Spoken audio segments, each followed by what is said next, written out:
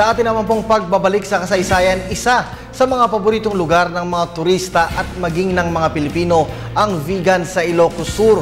Pero alam nyo ba na bukod sa mga pasyalan dito, mayaman din ito sa kasaysayan?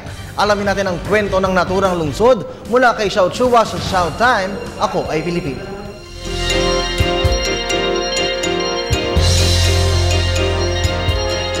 Makasaysayang araw po, it's Showtime! Buong linggo po akong nasa lungsod ng Vigan sa Ilocos Sur upang maging isa sa mga nagsasanay ng mga guro ng public school sa Art and Culture Education ng National Commission for Culture and the Arts. Binabati ko po sila ngayon. Ang makasaysayang Vigan ay bahagi ng rehiyon ng Ilocos. Ilocos hindi dahil loko-loko ang mga tao, ngunit dahil nasa look o baybayin ng dagat ang rehiyon na ito.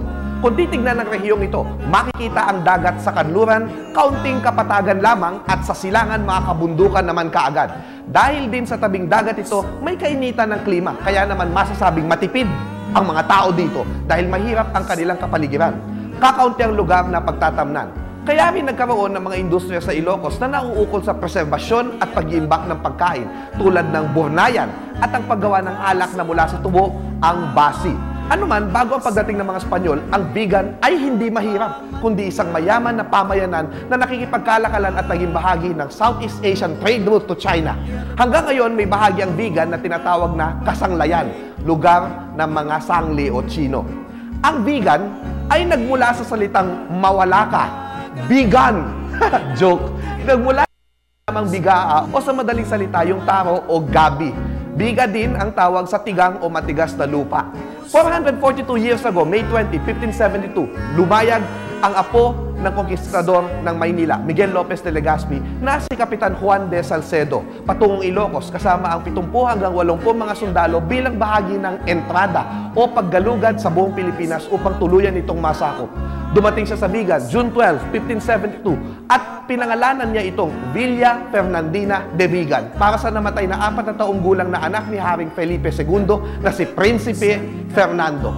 Naging komendero ng buong Ilocos si Salcedo. Ibig sabihin, may karapatan siyang manghingi ng mga produkto ng mga taong nasasakupan niya. Nagbalik siya sa Ilocos noong 1574 kasama ang mga Agustino. Pinalaganap ang relihiyong Katolisismo upang masakop ang puso at kaisipan ng mga tao. Noong 1576, napabalitang si Salcedo ay nagkalagnat, kaya namatay. Pagbalik ng katawan niya sa Maynila, wala na itong ulo.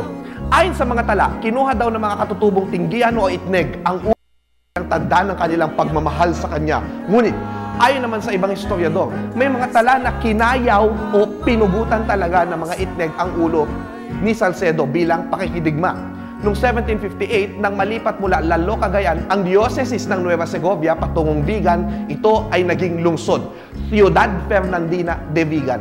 Tulad sa iba pang pueblong Espanyol sa Pilipinas, sumunod sa plano ng reduksyon ang lungsod. May plaza na pinangalan kay Salcedo, may simbahan, kumbento, bahay pamahalaan at malapit dito ang mga bahay na bato ng mga mayayaman na hanggang ngayon ay makikita sa Calle Crisologo. Ngunit, ano bang kwento sa likod ng pananatili ng mga lumang bahay na ito hanggang sa kasalukuyan? Abangan! Ako po si Xiao Chua para sa Telebisyon ng Bayan. And that was Showtime.